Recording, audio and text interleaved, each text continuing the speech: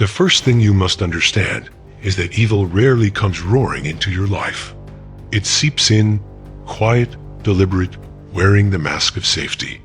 And when the mask finally slips, it is far too late.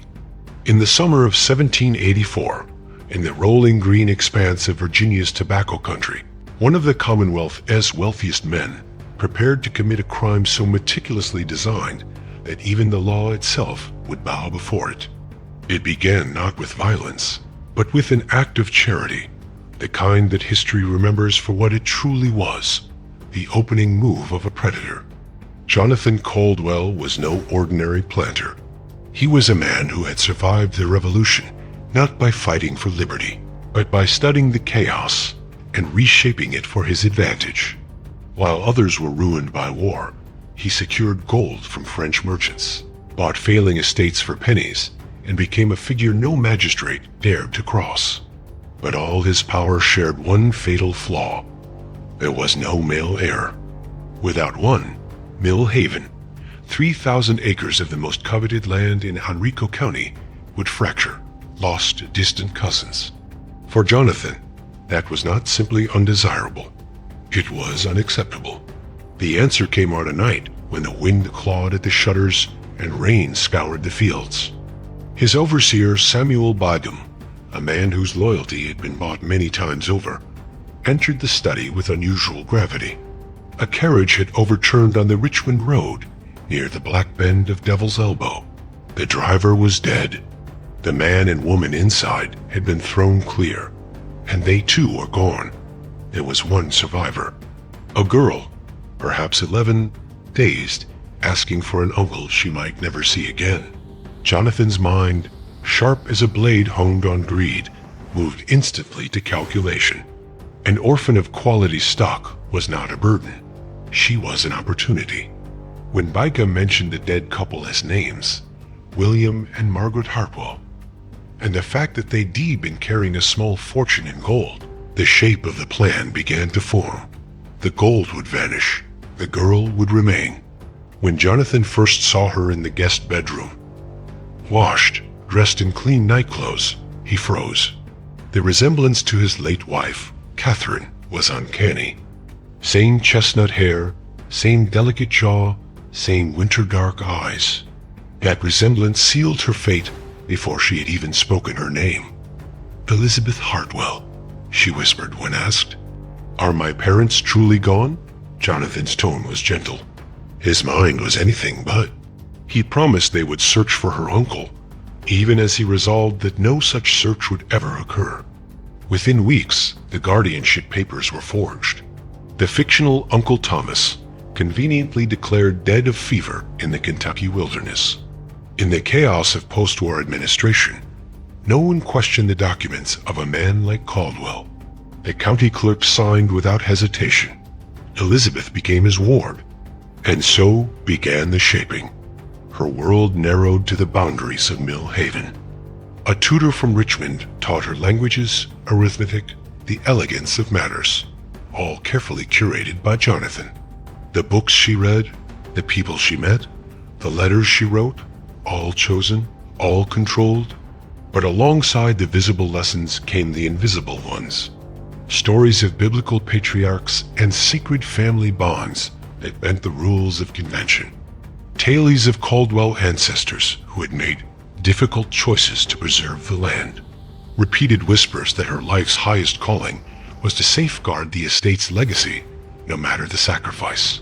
By the time Elizabeth reached 16, she was a model of refinement and isolation. She had no friends her own age, no unmonitored contact with the outside world. And most dangerous of all, she had learned to see Jonathan not just as her benefactor, but as the axis of her existence. That was exactly as he intended. It would be years before she understood the true design, that she was being raised not to leave the house as another man's wife, but to remain within it, as Jonathan's own. The first sign of Jonathan Caldwell's true intentions came wrapped in gold and lies. It was the spring of 1784 when he summoned Elizabeth to his study. Sunlight spilled through tall windows onto the polished surface of his mahogany desk, where a small velvet box rested. Inside, she found a miniature portrait, the image of a man with Jonathan's strong jaw, his steel-dark eyes, even the same subtle streaks of silver at the temples. "This," Jonathan said, voice carefully measured, "is your intended husband, Jonathan Caldwell, a cousin from the western counties. Our marriage will unite two branches of the family, ensuring the estate remains whole." Elizabeth felt confusion bloom into unease. The resemblance between cousin and guardian was uncanny, far too uncanny. But Jonathan's explanation flowed smoothly, as though anticipating her doubt. In prominent colonial families, he assured her, it was common to honor ancestors by repeating names. The man in the portrait was a hard-working planter from the Shenandoah Valley, eager to join the aristocratic circles of Richmond. Jonathan spoke of the match as if it were destiny, a carefully woven tapestry of honor, security, and family duty. But when Elizabeth asked to correspond with her intended, she was told he was away on business, preferring the old custom of limited contact before marriage. When she asked about the wedding guests, Jonathan claimed the cousin's family wished for a small, private ceremony due to the unrest still plaguing the Western territories.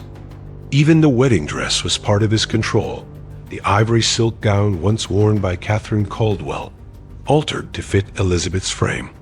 A legacy passed from dead wife to adopted daughter. Then came the legal documents. Cornelius Vance, Jonathan's discreet and well-paid lawyer, arrived from Richmond carrying portfolios of parchment. Elizabeth was told they concerned her inheritance, the marriage settlement, and routine property matters. When she tried to read them closely, she was met with gentle but firm discouragement. "Too complex for the untrained eye," Vance explained, his tone oiled with false reassurance. Jonathan stood by, nodding.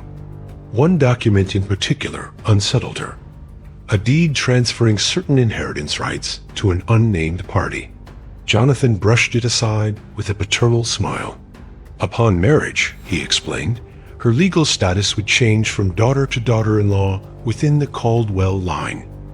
The papers merely reflected this. But Elizabeth was not entirely the pliant creation Jonathan believed her to be. He had given her an education, and with it, the tools to see patterns he had not intended her to see. The rushed paperwork, the secrecy around her groom, the constant shifting of explanations, it all formed the outline of something monstrous. The truth bared its teeth on a cold October night. Unable to sleep, Elizabeth descended to Jonathan's study, intending only to borrow a book of poetry.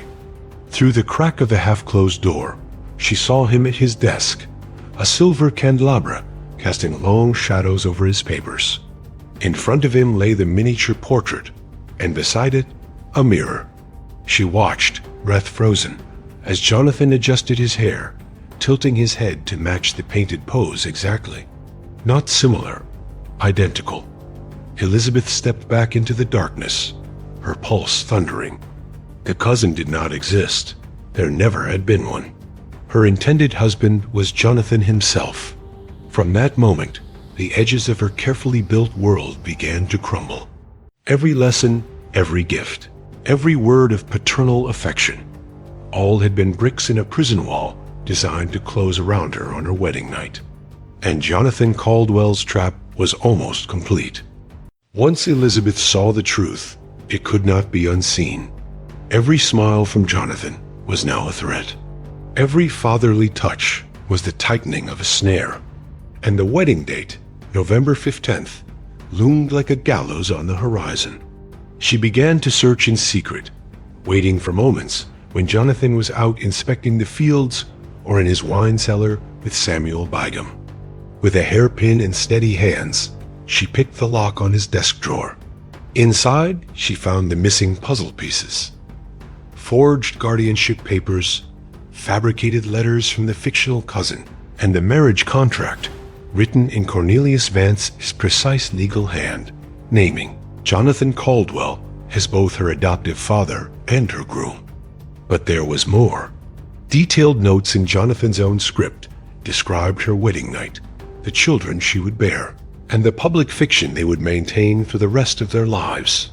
Even her resemblance to Catherine was noted, coldly, as a symbolic continuity of the Caldwell line. The final blow came when Jonathan himself admitted the truth. One night, she confronted him in the study, the candles guttering in the draft. "There is no cousin," she said. "You intend to marry me yourself?" Jonathan's mask cracked, revealing the predator beneath. "Yes," he said calmly. "In 12 days, you will be my wife, my heir, and the mother of my children. It is perfection."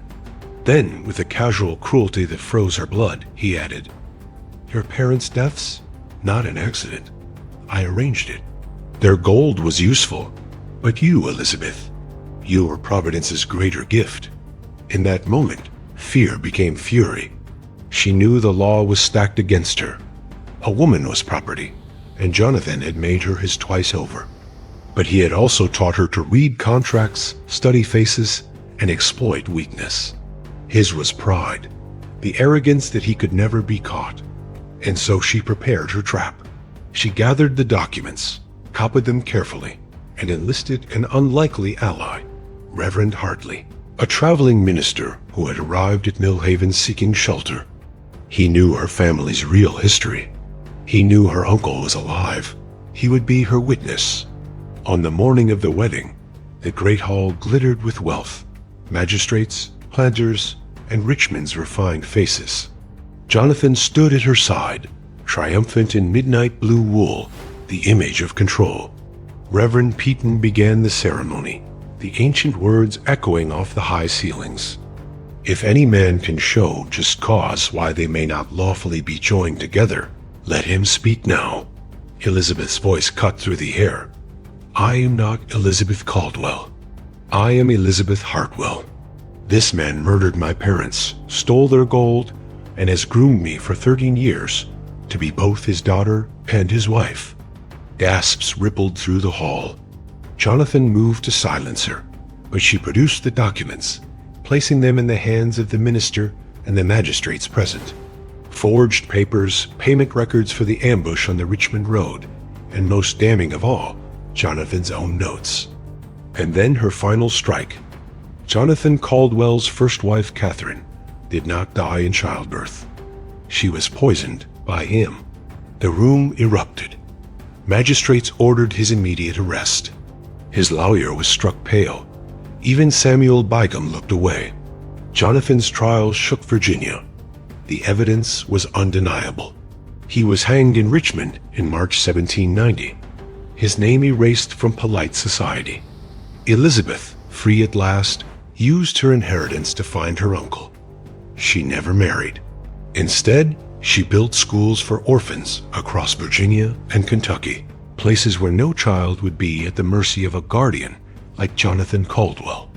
If you've listened this far, type "masks shatter twice" in the comments, so I'll all know you're one of the few who understands how evil hides in plain sight. And if you want more untold truths like this, share and subscribe, because the stories they tried to bury are the ones you most need to hear. Remember, the most dangerous predators do not hunt in shadows. They build their lairs in the brightest rooms and invite you in